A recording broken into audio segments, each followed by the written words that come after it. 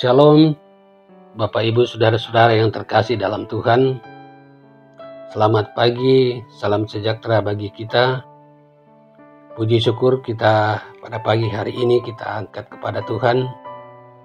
Kita boleh diperjumpakan kembali melalui santapan rohani. Kita akan mendengarkan firman Tuhan, namun sebelumnya mari kita berdoa. Bapa pencipta langit dan bumi, Bapa yang tetap setia dalam ketidaksetiaan kami. Terima kasih buat pagi hari ini kami boleh diperjumpakan satu dengan yang lain. Kami akan mau belajar tentang kebenaran firman-Mu. Kami mau membaca, bahkan kami mau merenungkannya secara bersama-sama. Kami mohon tuntunan dan pekerjaan akan Roh Kudus, menuntun kami bersama, sehingga kami boleh membaca firman-Mu, bahkan kami boleh memberitakan firman-Mu seturut dengan kehendak-Mu di pagi hari ini. Bersabdalah Tuhan, kami telah siap dan rindu untuk mendengarkannya. Di dalam nama Tuhan Yesus kami berdoa dan mengucap syukur. Amin. Firman Tuhan yang akan kita baca bersama-sama dari kitab Nehemia, pasalnya yang ke-9, ayat 1 sampai dengan ayatnya yang ke-5. Firman Tuhan berbunyi demikian. Pada hari yang ke-24 bulan itu, berkumpullah orang Israel dan berpuasa dengan mengenakan kain kabung dan dengan tanah di kepala. Keturunan orang Israel memisahkan diri dari semua orang asing, lalu berdiri di tempatnya dan mengaku dosa mereka dan kesalahan nenek moyang mereka. Sementara mereka berdiri di tempat, dibacakanlah bagian-bagian daripada kitab Taurat Tuhan Allah mereka selama 1/4 hari. Sedang 1/4 hari lagi mereka mengucapkan pengakuan dan sujud menyembah kepada Tuhan Allah mereka. Di atas tangga tempat orang-orang Lewi berdiri, Yesua, Bani Kadmiel, Sebanya, Buni, Serebia, Bani, dan Kenani, dengan suara yang nyaring mereka berseru kepada Tuhan Allah mereka dan berkata kepada Yesua, Kadmiel, Bani, Hasanea, Serebia, Hodia, Sebanya, dan Petaya, orang-orang Lewi itu, bangunlah, pujilah Tuhan Allahmu dari selama-lamanya sampai selama-lamanya. Terpujilah namamu yang mulia, yang ditinggikan mengatasi segala puji dan hormat. Demikian firman Tuhan.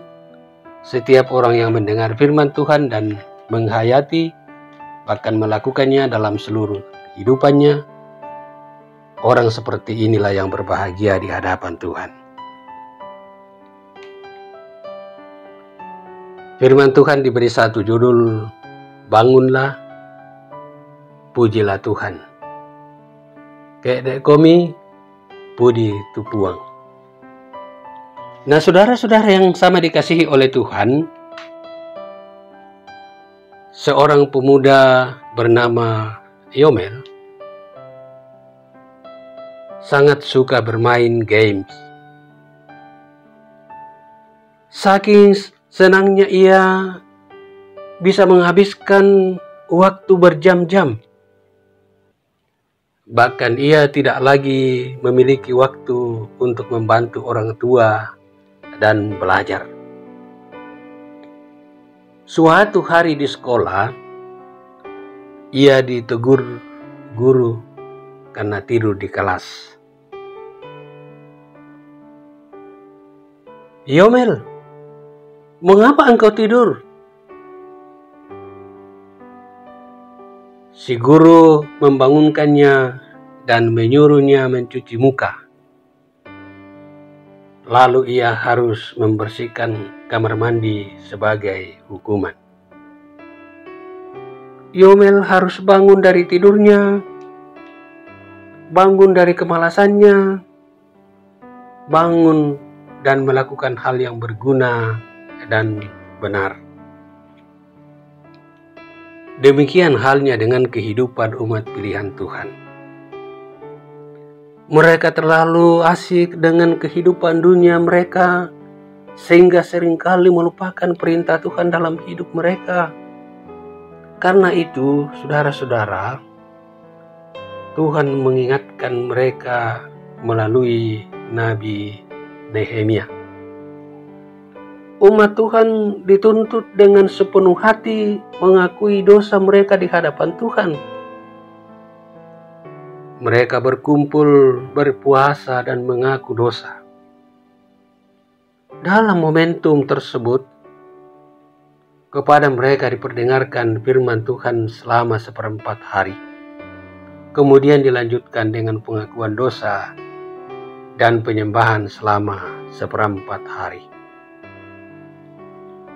Dalam kesungguhan itu, Bapak Ibu Saudara-saudara, mereka diajarkan untuk bangun dan memuliakan Tuhan. Bangunlah, pujilah Tuhan Allahmu selama-lamanya. Dalam ayat yang kelima bacaan kita tadi. Mereka sudah tertidur dalam kesenangan dan sekarang mereka harus bangun dan memuliakan Tuhan. Seperti orang Israel, kita seringkali hidup dalam kesenangan kita. Kita lupa mengasihi sesama, bahkan kita tidak lagi mengingat perintah Tuhan dalam hidup kita. Kita terlalu hidup dalam dunia kita masing-masing, hidup yang mempesona di depan kita, sehingga kita mengabaikan perintah-perintah Tuhan dalam hidup kita. Di samping itu, Bapak Ibu Saudara-saudara yang terkasih, tugas-tugas pokok yang harus dikerjakan kadangkala menjadi terbengkalai. Nah, karena itu kita diajak untuk bangun, meninggalkan kebiasaan-kebiasaan buruk kita, dan kita akan segera bertobat dan mengikut Tuhan, sekaligus memuliakan Tuhan dalam hidup kita dari hari ke hari. Amin firman-Nya. Mari kita kembali satu dalam doa. Kita berdoa. Terima kasih ya Bapa dalam surga. Memahami firman-Mu yang sudah kami baca, kami dengarkan bersama-sama, bahwa kami seringkali terlalu disibukkan dengan pesona-pesona dunia di mana kami ada. Sehingga kadangkala kami lupa untuk menyembah Tuhan dalam hidup kami. Karena itu ya Bapa dalam surga, ampunilah segala kelemahan-kelemahan yang kami alami, dan baharuilah hidup kami dan kami untuk tetap senantiasa dekat kepadamu. Karena tanpa firman-Mu Tuhan, kami tidak dapat berjalan dan tidak dapat berbuat sesuatu yang Tuhan kehendaki dalam kehidupan ini. Kami hanya setiap saat mengharapkan tuntunan dan penyertaan Tuhan selalu menuntun kami, sehingga kami hidup untuk memuliakan Tuhan siang dan malam. Terima kasih ya Bapa dalam surga. Kami berdoa buat saudara-saudara kami di pagi hari ini yang sedang bersiap-siap untuk menuju ke tempat di mana mereka beraktivitas. Engkau perkenankan bahkan memberkati sehingga apa yang dipersiapkan oleh saudara-saudara kami, dikerjakan oleh saudara-saudara kami, boleh dikerjakan dengan baik dan akan mendatangkan berkat dan sukacita dalam kehidupan kami dan dalam kehidupan pelayanan. Terima kasih Bapa dalam surga. Berdoa buat hamba-hamba Tuhan, Kau tetap memperlengkapi mereka dengan kuasa Roh Kudus-Mu, sehingga mereka tetap setia untuk memberitakan kabar baik, kabar sukacita dalam kehidupan ini. Terima kasih ya Bapa dalam surga. Kami mau berdoa atas kehidupan jemaat.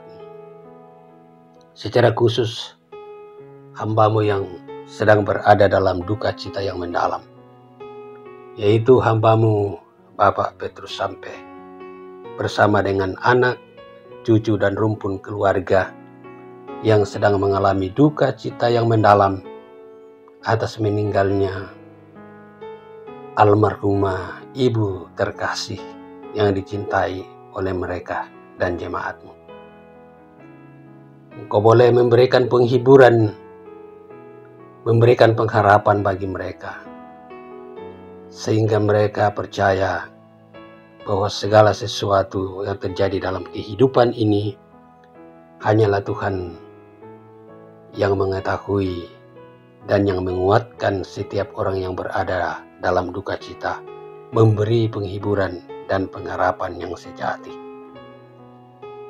Dan Tuhan akan menuntun mereka sehubungan dengan pelaksanaan pemakaman, kapan mereka akan memakamkan daripada orang tua yang mereka kasihi ini.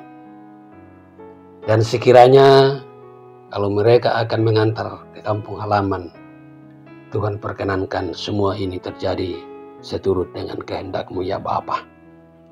Terima kasih ya Bapa, kami juga mau berdoa bagi kehidupan jemaat-Mu yang berada dalam kelemahan tubuh, baik yang sementara dirawat di rumah-rumah sakit maupun sementara berobat jalan, yang berada di rumah.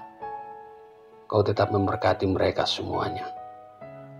Yang berada dalam usia lanjut atau masa-masa indah, perkenankanlah mereka untuk tetap menikmati kasih setia daripada-Mu Tuhan. Dikuatkan imannya, mereka senantiasa percaya bahwa hidup mereka berada dalam tuntunan dan pemeliharaan Tuhan semata. Terima kasih Bapa, peliharakan hidup kami bersama sepanjang hari ini, sehingga kami boleh jalani dengan penuh kesetiaan untuk melakukan berbagai tugas dan tanggung jawab yang dipercayakan Tuhan kepada kami. Bahkan ibadah pemberkatan perkawinan yang juga pada hari ini akan dilangsungkan.